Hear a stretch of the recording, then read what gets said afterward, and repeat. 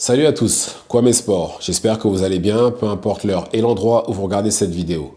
Avant de commencer, cliquez sur like, abonnez-vous et activez la cloche de façon à être tenu au courant quand je posterai de nouvelles vidéos. La dernière fois que nous avons vu Tank à l'intérieur d'un ring, c'était au mois de juin dernier contre Frank Martin. Combat qu'il a gagné par KO au 8e round. C'était pour défendre sa ceinture WBA régulière. Je ne savais pas que la ceinture Burger King était défendable, mais lui, il la défend, comme si c'était un vrai titre. Et normalement, Tank Davis est censé faire son retour à l'intérieur du ring au mois de décembre prochain, le 14 décembre prochain. Alors, il y a pas mal de noms qui ont circulé, comme Shakur Stevenson, mais bon, il s'est blessé. José Valenzuela, qui lui a dit clairement, je ne combats plus pour le reste de l'année. Il devrait combattre au début de l'année prochaine. William Zepeda. Enfin bref. Et il y a eu aussi Lamont Roach Jr. Lamont Roach Jr. est le champion WBA de la catégorie Super Featherweight, qui est une catégorie en dessous de lightweight. Ce serait pas la première fois que Tank Davis agisse ainsi, c'est-à-dire faire monter un combattant d'une catégorie en dessous. Il l'avait fait avec justement Hector Garcia qui a combattu Lamont Roach Jr. Ça fera qu'une fois de plus. Mais bon, dites-moi les fans de Tank, puisque là, ça commence ça se concrétise. C'est quoi l'excuse cette fois-ci? Parce qu'ils ont tous dit qu'ils peuvent combattre au mois de janvier. Tous.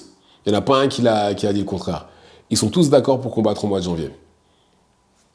À partir du mois de janvier. À quelques semaines près du combat. Quelle est l'excuse, s'il vous plaît? Vous savez, ça fera qu'une fois de plus que Tank fait un truc comme ça. Si c'est pas ça, c'est les clauses de réhydratation avec les catch weight et... Enfin bref, comme il a fait à Ryan Garcia, ou sinon c'est quelqu'un qui vient d'une catégorie en dessous.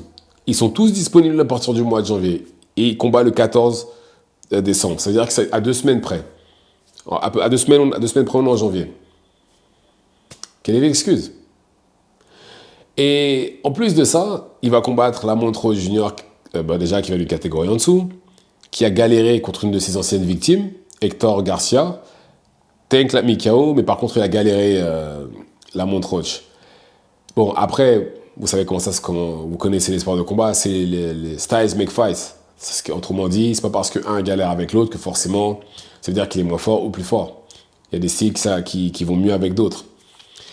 Et c'est pas un gros puncher non plus. Comme ça, il n'y a pas de risque qu'il se fasse mettre KO par Lamont Roach.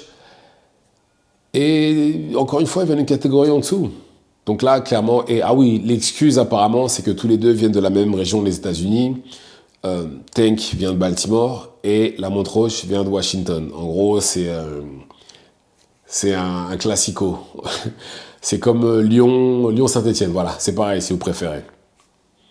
Je trouve ça plutôt pitoyable comme excuse. Parce que là, autant avec Frank Martin, il avait fait quoi, 300 000, entre 250 000 et 350 000 de pay-per-view, ce qui est plutôt minable pour quelqu'un qui est censé être le visage de la boxe, sachant qu'en plus, il avait David Benavidez dans la sous-carte, et il l'aura d'ailleurs apparemment aussi le 14 décembre prochain, parce que David Benavidez, lui, devra affronter Jesse Hart.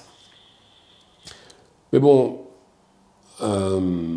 franchement, je devrais plus être étonné justement des choix d'adversaires de Tank. Je devrais juste me dire, ah ok, bon bah, c'est comme ça, hein, ça ne fera qu'une fois de plus en fait. C'est comme ça que je devrais me le dire.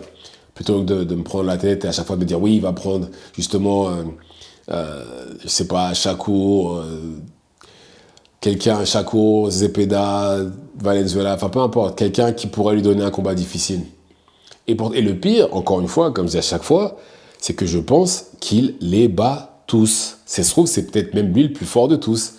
Mais on ne le saura jamais. Regardez ses choix d'adversaire. Parce que là, vous ne pouvez pas me dire qu'il a besoin d'un... Vous pouvez même pas me dire s'il a besoin d'un tune-up ou un truc comme ça. Non, pas cette fois. Mais bon, je pense qu'arrive à ce stade-là, va falloir que je me fasse à l'idée. Voilà, il faut que je l'accepte. Il faut que j'accepte, voilà, Tank ne veut pas combattre les plus forts. Il veut justement les combattants qui ne représentent aucune menace pour lui. Mais bon, Après, avec un peu de chance, ça se trouve, la montre rouge, je réussirai à faire quelque chose. J'ai du mal à y croire, mais bon, on verra bien. Donc voilà. Dites-moi ce que vous en pensez dans les commentaires. Activez la cloche de façon à être tenu au courant quand je posterai de nouvelles vidéos. Et c'est tout pour moi.